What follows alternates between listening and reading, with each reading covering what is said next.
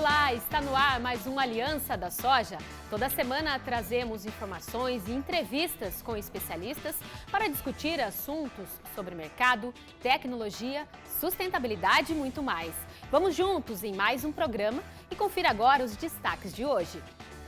Conectividade, saiba como anda a conexão dentro e fora da porteira.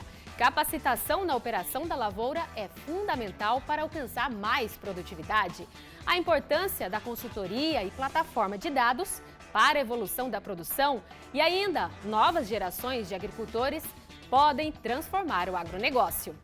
E você, produtor rural, está preparado para a revolução que a agricultura digital traz para o campo? Os primeiros registros sobre a agricultura de precisão no Brasil são da década de 90. De lá para cá, a inovação avançou em ritmo acelerado e expandiu com a conectividade. Atualmente, são mais de 6 milhões de hectares cobertos com um sinal de internet, distribuído em 8 estados, que são eles: Mato Grosso do Sul, Mato Grosso, Tocantins, Maranhão, Piauí, Bahia, Paraná e Rio Grande do Sul. A inovação associada à tecnologia traz mais rentabilidade e lucratividade, duas palavrinhas bem conhecidas do produtor. Mas o que fazer com tantos dados obtidos pelas plataformas digitais? A soja já é cultivada na família do Dário há 3 gerações. Há quase 15 anos, o pai foi pioneiro na região oeste do Paraná na implantação de agricultura de precisão. A aplicação de insumos com taxa variável trouxe ganho de 20% na produtividade. A tecnologia digital também está presente no maquinário. Nós hoje em dia também fizemos aquisição de máquinas que nos proporcionam uma melhor economia e rentabilidade. Aquisição de um pulverizador que nos dá aí uma economia de exatamente aí de 5% no total, por ter o sistema bico a bico. A propriedade em Ubiratã conta também com conectividade no campo. Hoje em dia a gente utiliza muito a internet na nossa atividade para fazer os planejamentos de atividades futuras. Após as plantios implantados, a gente faz o monitoramento das lavouras, de lote a lote, com imagens via satélite, que a gente pode estar acompanhando, vendo se tem alguma coisa anormal nas lavouras, podendo ir nos pontos específicos para verificação. O investimento em agricultura digital pode caber no bolso de todos. É preciso planejamento.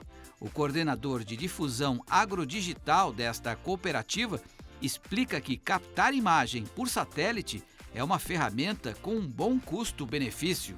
Imagens de satélite podem ser usadas em todas as propriedades, seja ela pequena, média ou grande. A imagem de satélite serve como base para acompanhamento da evolução de uma cultura. E a partir dessa evolução, a partir dessa imagem de satélite, é possível identificar algumas variáveis ou alguns problemas. E a partir da identificação desses problemas, é possível tomar uma ação para a correção desse problema. A maior ou menor adoção das tecnologias está diretamente ligada ao seu entendimento e aos benefícios que a tecnologia trará. O produtor é pragmático. A tecnologia ou ela tem que trazer maior resultado ou redução de custos. Para ampliar o tema, vamos conversar agora com o engenheiro agrônomo e consultor José Luiz Coelho. Coelho, eu já quero começar falando de um assunto que é sobre a importância de investimento de maquinário embarcado aí de tecnologia na lavoura. A gente sabe da importância desse investimento, mas é preciso que ele venha agregado de capacitação dos operadores e também uma consultoria por trás para poder decifrar esses dados levantados e aí sim ter resultado, né, Coelho? É isso? Seja bem-vindo. Muito obrigado. Na verdade, a gente precisa ter o equipamento para o homem e temos que ter o homem preparado para o equipamento. Existe muita tecnologia hoje no que a gente chama aí de agricultura 5.0, agricultura de precisão e tudo mais, só que, infelizmente, em muitos lugares, as pessoas acabaram ficando com um conceito equivocado que basta simplesmente adquirir um pacote tecnológico que está tudo resolvido, Flávia. E não é bem assim. Porque o que acontece hoje? As nossas máquinas, elas oferecem uma infinidade de opcionais quando você vai comprá-las, né? E esses opcionais começam com uma simples barra de luz para fazer aí o paralelismo perfeito entre passadas adjacentes de uma máquina, que isso é um equipamento muito simples, é simplesmente um plug and play. Você vai lá, ligou, funcionou e sai fazendo. Agora, quando você quer realmente entrar num programa de agricultura de precisão, existem vários passos que o agricultor precisa percorrer até ele chegar lá. Inclusive, é muito interessante que as pessoas entendam bem o conceito que está por trás da agricultura de precisão, porque ele, hoje, com todas essas ferramentas, Flávia, ele tem como focos principais a redução de custos, principalmente com insumos, e o aumento de produtividade em função de um uso mais racional dos mesmos.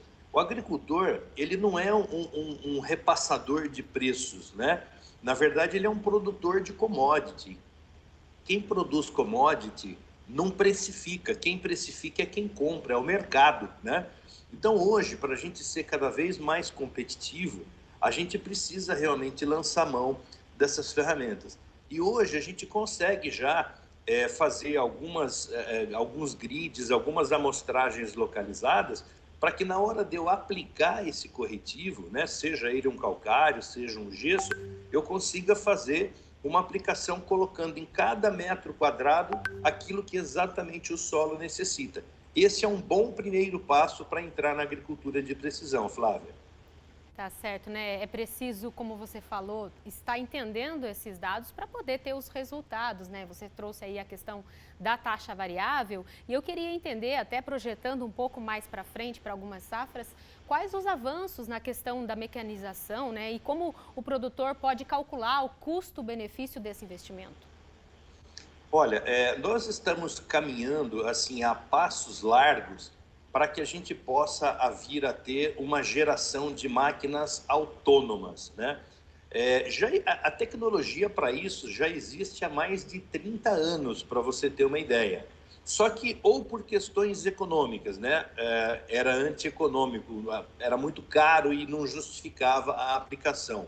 Ou até por questões legais, né? Hoje, por exemplo, pela legislação brasileira, eu não posso ter um trator que trabalha sozinho, que não precisa de operador.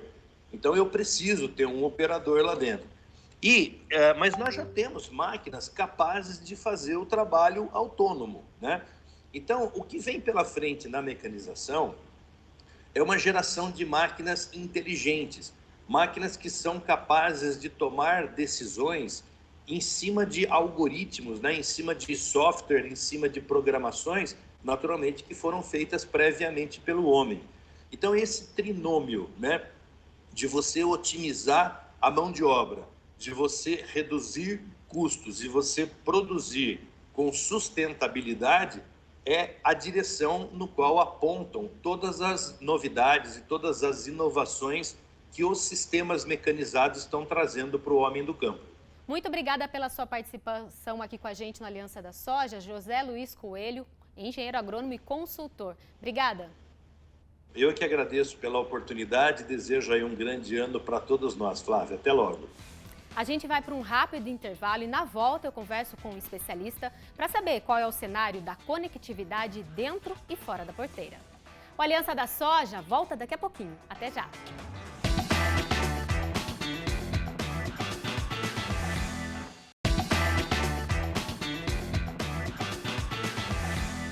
Já estamos de volta e a gente continua falando sobre tecnologia e conectividade no campo.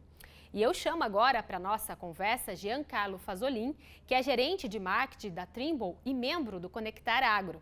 Vamos começar então, Giancarlo, falando sobre os benefícios da conectividade no campo, como por exemplo, a possibilidade de gerenciar a lavoura de forma remota, mas eu queria que você trouxesse também de forma mais ampla os benefícios no caráter social, com o desenvolvimento dessas regiões com mais conectividade. Obrigada pela sua participação, seja bem-vindo. Obrigado, bom dia a todos. Sim, a conectividade no campo ela vem trazer não somente os benefícios de produção, né, de produção e ganhos operacionais da operação agrícola como um todo, como decisões em tempo real e melhores decisões, mas também um benefício social, que é trazer aí a conectividade para as pessoas do campo, para que possam ter mais acessos à educação, para que possam ter acesso às informações. Além disso, a conectividade na área rural também proporciona um ganho muito grande na malha rodoviária.